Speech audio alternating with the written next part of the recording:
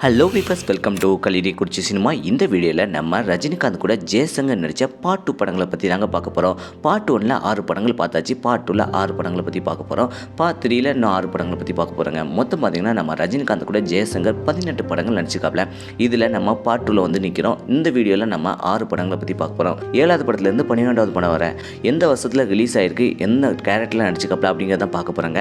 அதுக்கு முன்னாடி நம்ம சேனல் வீடியோவை இப்போ தான் ஃபஸ்ட் டைம் பார்க்குறீங்களா, நம்ம சேனல் வீடியோவை ஃபுல்லாக பாருங்கள், லைக் பண்ணுங்கள், கமெண்ட் பண்ணுங்கள், சப்ஸ்கிரைப் பண்ணுங்கள், கூடவே இருக்கிற பெல் ஐக்கனை மறக்காம கிளிக் பண்ணுங்கள். வாங்க வீடியோக்குள்ளே போகலாம்.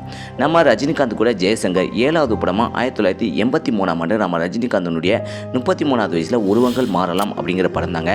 இந்த படத்தில் நம்ம ரஜினிகாந்தும் ஜெயசங்கரும் நடிச்சிருக்காப்ல. இதில் வந்து பார்த்தீங்கன்னா சுகாசினி கதாநாயகியாக நடிச்சிருக்காப்லங்க.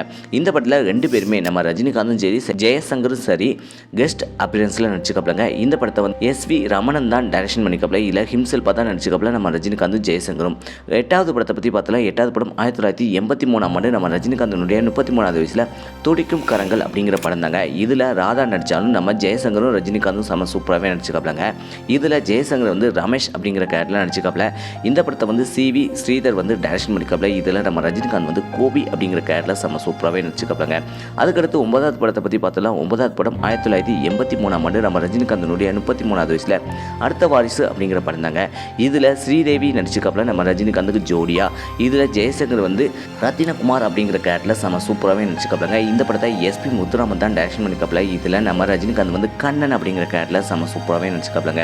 அதுக்கடுத்து 10வது படத்தை பற்றி பார்த்தலாம். 10வது படம் 1983ஆம் ஆண்டு நம்ம ரஜினிகாந்தனுடைய 33வது வயசில் தங்க மகன் அப்படிங்கிற படம் தாங்க. இதில் பூர்ணிமா வந்து நம்ம ரஜினிகாந்துக்கு ஜோடியாக நடிச்சிருக்காப்ல. இல்லை ஜெயசங்கர் வந்து ராஜலிங்கம் அப்படிங்கிற கேரக்டரில் செம சூப்பராகவே நடிச்சிருக்காப்லங்க. இந்த படத்தை வந்து ஜெகநாதன் தான் டைரக்ஷன் பண்ணிக்காப்ல. இதில் நம்ம ரஜினிகாந்த் வந்து அருண் அப்படிங்கிற கேரக்டரில் செம சூப்பராகவே நடிச்சு. அதுக்கடுத்து 11வது படத்தை பற்றி பார்த்தலாம். 1985ஆம் ஆண்டு நம்ம ரஜினிகாந்தனுடைய 35வது வயசில் யார் அப்படிங்கிற படம் தாங்க. இதில் நளினி நம்ம அர்ஜுன் நடிச்சிருக்காப்ல. இதில் நம்ம ரஜினிகாந்த் வந்து ஹிம்செல்ஃபாக தான் நடிச்சிருக்காப்லங்க. இதில் ஜெயசங்கர் வந்து ராஜாராம் அப்படிங்கிற கேரக்டரில் செம சூப்பராகவே நடிச்சிருக்காப்லங்க. இந்த படத்தை டைரக்டர் சக்தி கண்ணன் தான் டைரக்ஷன் பண்ணியிருக்காப்ல.